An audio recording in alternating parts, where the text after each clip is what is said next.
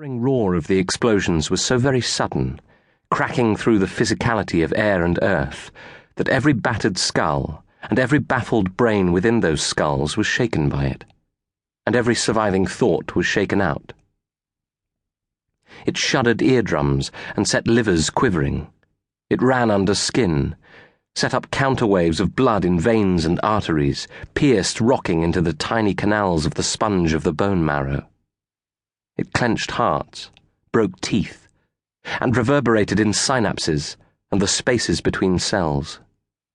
The men became a part of the noise, drowned in it, dismembered by it, saturated. They were of it. It was of them. They were all used to that. In London, Nadine Waveney, startled from dull pre-dawn somnolence at the night desk, heard the distance-shrouded crumps and thought, for a stark, confused moment, "Is it here? Zeppelins?" She looked up, her face the same low, pale colour as the flame of the oil lamp beside her. Jean scampered in from next door. "Did you hear that?" she hissed. "I did," said Nadine, eyes wide. "France," hissed Jean. "A big 'un." And she slid away from the doorway again.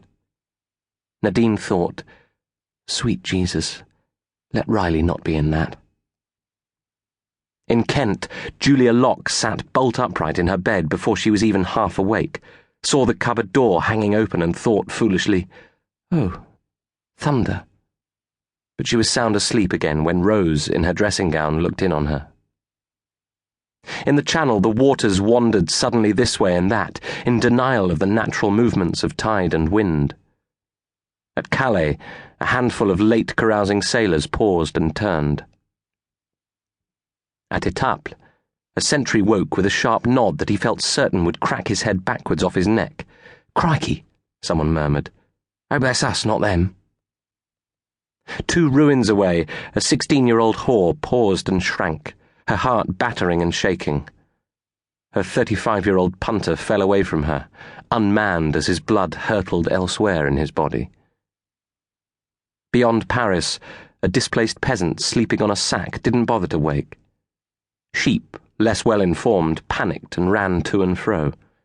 Their shepherds couldn't be bothered to. An upright piano stood in a field, gaping and rotting where it had been since October 1914. In the reserve line, those who slept leapt awake. Those who sat by dampened braziers jumped. Those who leapt and jumped were pulled down by their comrades with profanities and muffled cries of "Fuck's sake, man!" The Aussie sappers who had dug the tunnels under the German line and laid the 600,000 pounds of mines grinned and smoked. Ungentlemanly it might be, as warfare goes, but they had started that, with their filthy illegal gas. And anyway, it's effective, which is all anyone cares about by now. Up the line, the Allied men in their trenches reeled with the earth around them, and kept reeling until the earth around them let them stop. Above, a flock of starlings launched and circled, a counter-nebula of black on blue. Below, the fat rats scattered. Across no man's land, the soldiers flew up in the air and fell, and the earth flew up in the air and fell, and buried them, whether they were dead or not. And the German artillery responded, and it all doubled, redoubled, an exponential vastness, and in Berlin, wives and girlfriends sat up at night desks and in beds. Locke and Purefoy had been ready for it. That edge was on the night, the edge that leaked something coming, something else, beyond the ordinary filth. Everyone wore a dulled alertness, so when they started, though it was a shock, well, it was always a shock. Locke was by the sack flap entrance to the dugout smoking, humming softly a song he was composing, about bats.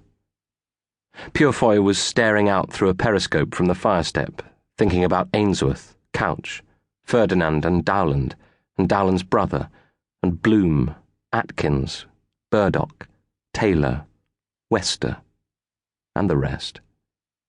He was reciting their names, all the names.